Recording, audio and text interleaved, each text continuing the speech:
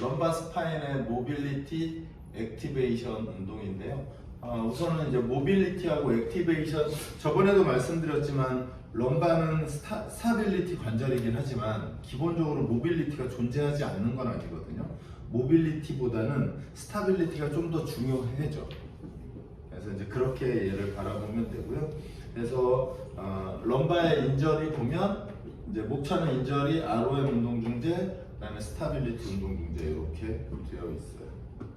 그래서 일반적으로 백페인은 뭐 디스크가 튀어나오는 뭐 벌진, 그다음에 오스테오 아스랄리티스, 쟤를 퇴행성 관절염, 그다음에 얘는 척추 관협착증, 이렇게 크게 보면 3개 정도. 이게 이제 최종 증상들이고요. 일반적으로 요통이라고 하는 거는 심텀이라 증상이거든요. 뭔가 이렇게 딱 무엇인가가 정확하지 않았을 때 일반적으로 그냥 요통이라고 하죠. 백페인.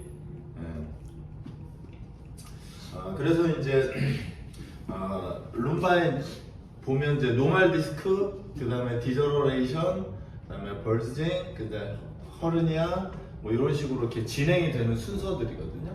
그래서 아무래도 퇴행성 관절염이 생기면 디스크가 이제 그 소프트한 능력이 사라지고 약간 딱딱해지는, 이제 뭐라고 그럴까요? 근육으로 하면 섬유화되듯이 딱딱해져요. 그럼 고유의 성질을 잃게 되는 그런 과정이죠.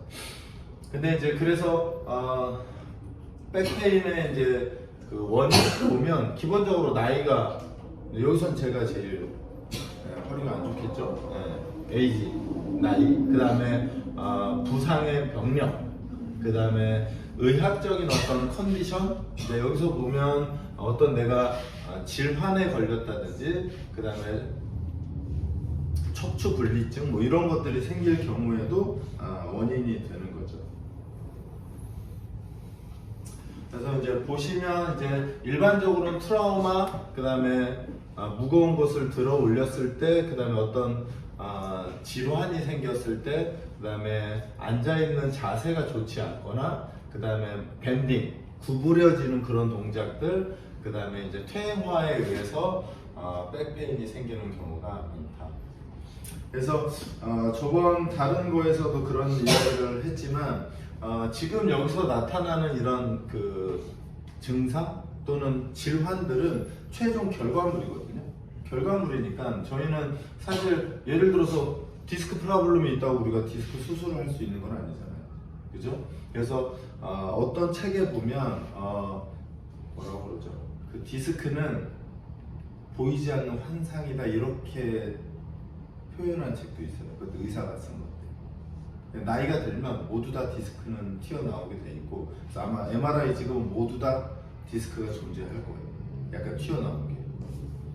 그래서 이제 그런 것들이 이제 일반적인 문제고, 그 다음에 요통에 관련돼서는 뭐 전체 국민의 한 80%는 요통을 기본적으로 경험하고, 그리고 그 대다수는 아무런 처치를 하지 않아도 요통이 회복된다.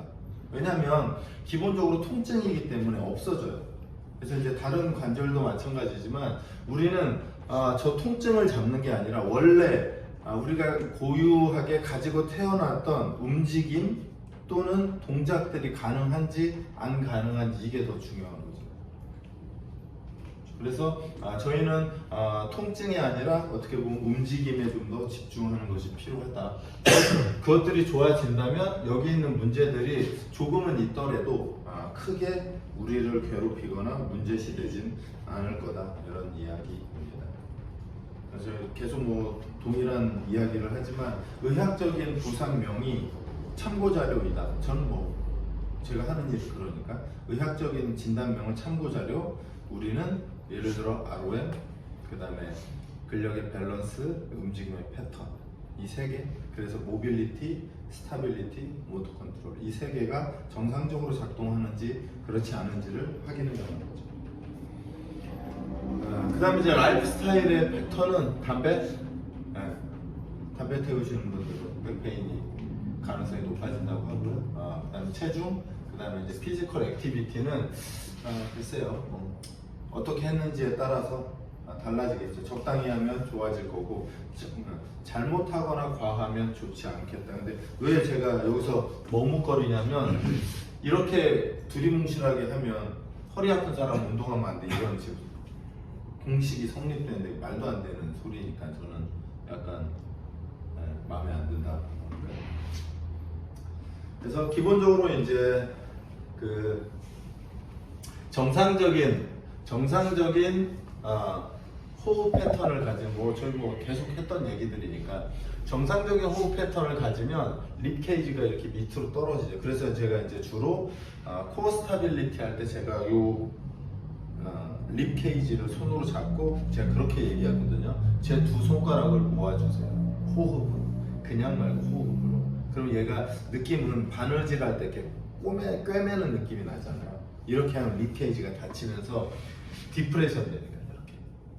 그래서 이제 좋지 않은 동작의 호흡들은 다 이렇게 이게 이제 에비노말이니까 노말에서 살짝 안 좋아지면 위아래로 그 느낌으로 보면 여기가 요추체잖아요. 요추체가 벌어질 것 같죠?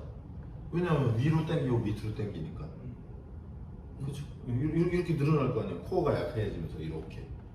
그렇죠? 여기는 밑으로 이렇게 누르니까 립 케이지와 펠빅이 가까워지면서 코어가 단단해지는 거고.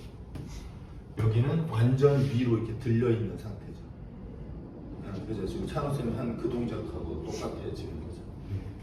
그래서 이런 문제들이 생길 수 있다. 그다음에 요거는 이제 결국에 이제 만약에 그러니까 허리가 아프다 그러면 전 첫 번째 질문은 저림 증상이 있으세요, 없으세요? 왜냐하면 디스크에 의해서 신경이 눌리면 결국에 저림 증상이 나니까 저희가 일반적으로 신경 스트레칭 할 때 표현을 이렇게 짜릿짜릿해요 막 이런 느낌으로 얘기를 하잖아요. 예. 근데 이제 부상이 생기고 그런 문제가 있었을 때 그렇게 호소를 한다는 건 어찌됐거나 디스크가 신경을 자극하고 있다는 거예요. 그러면 이제 아까 제가 보여드린 화면처럼 그러면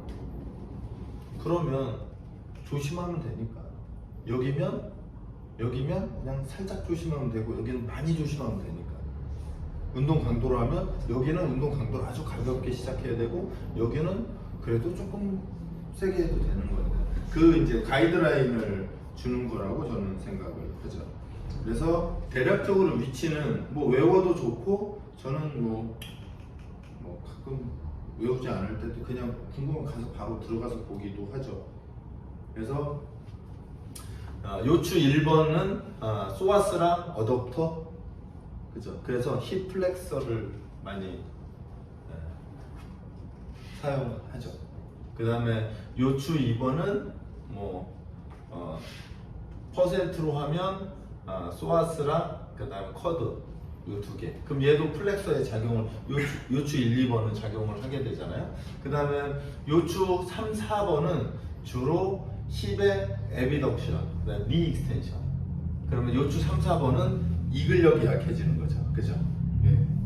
그러면 예를 들어 이게 이제 일반화의 오류일 수도 있는데 이 근육들이 약해졌다. 그러면 그쪽의 불안정성이 커질 가능성이 높다고 할 수 있잖아요. 네. 얘랑 연결되어 있으니까.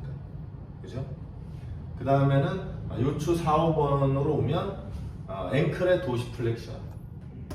이렇게. 그래서 안테리어 티비알리스가 안 되죠. 그래서 이제 허리 아프신 분들 발목 드랍되는 거 이제 이게 얘랑 연결되어 있는 거니까요. 그 다음에는 이제 S1은 가스트로네미어스. 그러니까 종아리가 계속 단축되고 위축된다. S1 쪽에서의 문제일 가능성이 크죠. 그죠? 그러면 저는 개인적으로는 신경보다는 만약에 그렇다면 이 근육들을 우리가 잘 관리했다면 이 나오는 신경 루트들이 건강할 가능성이 있잖아요. 그렇죠? 뒤집어서 말하면. 왜냐면 신경에 의해서 얘네들이 컨트롤 되고 있는 거니까 얘네가 건강하다면 얘가 건강할 가능성이 있는 거잖아. 반대로 얘네가 건강하지 않다는 건 여기도 뭔가 문제가 있을 수 있다라고 할 수 있죠. 그죠? 여기까지 이해됐죠? 네. 그래서 뭐 이제 이게 신경의 루트인데요. 뭐 S1, L5, L4, L3가 대략적으로 위치는 이렇게 자극을 받는다고 해요. 그래서 예전에 저희 팀의 선수 중 하나도 검지발가락이 자꾸 쥐가 나는 사람이 있거든요. 그러면 이제 아까 얘기한 검지발가락에 쥐가 난다? 그렇죠. 어디 갔어요? 예일 가능성, 그죠? 그렇죠. 그럼 4, 5번 그럴 가능성이 높은 거죠. 자, 그러면 이제 ROM을 놓고 봤을 때 요추체 ROM이 예를 들면 뭐 레터럴 플렉션, 그 다음에 플렉션, 익스텐션, 로테이션, 그 다음에 사지탈, 프론탈, 트랜스버스 3개의 움직임이 있는데 얘네들의 움직임을 정확하게 보기가 되게 어려워요. 왜냐하면 얘가 요추만 움직이는 게 아니라 골반하고 흉추 이렇게 움직이니까요. 그래서 이제 여기서 보시면 스탠딩 상태에서의 포스처가 이렇게 되죠. 그래서 스탠딩 상태에서 이 펠빅은 대략 한 10도 정도 안테리어 틸트 되어 있다고 해요. 0에서 10도 정도, 그게 노멀 레인지고, 이렇게 구부리게 되면 대략 요 정도 구부러진다고 하거든요. 근데 이제 골반을 이렇게 놓고 봤을 때 얘가 못 갔어요. 그러면 햄스트링에서의 단축일 가능성이 크겠죠. 왜냐면 얘가 못 간 상태에서 레인지에 다 나오는 사람도 있거든요. 얘는 못 가는데 등으로 해가지고 이렇게 다 가는 사람이 있어요. 그러면 결국에는 요추의 안정성은 무너지게 되어 있거든요. 그래서 그러니까 뭐 이걸 뭐야, 시덴리치라고 하는데 좌전굴 봤을 때 이 펠빅의 위치를 확인하는 게 되게 중요해요.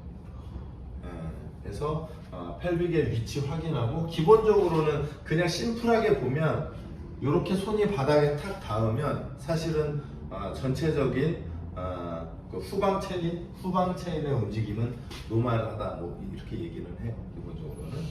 그래서 이 각도를 확인하는 게 필요하겠죠. 반대일 경우도 있잖아요. 이렇게 펠빅이 정상인데 얘는 못 내려가는 경우가 있으면 상체가 굳어도 못 내려가는 거니까. 이게 아마 그 빨간 책 자세 정렬 그 책에 보면 요 그림이 존재하거든요. 그래서 그러니까 양쪽으로 보면 손끝이 바닥에 닿는지가 중요하고, 그 다음에 이 팔빅과 요추, 흉추의 기울어짐을 눈으로 좀 확인해 볼 필요가 있다. 이렇게. 그래서 여기는 팔빅 도미넌트, 럼바 도미넌트. 아무래도 이런 동작들이 허리에 부담을 많이 주겠죠. 그래서 이제 햄스트링하고 요추의 안정성은 상당히 밀접하게 연관이 있다.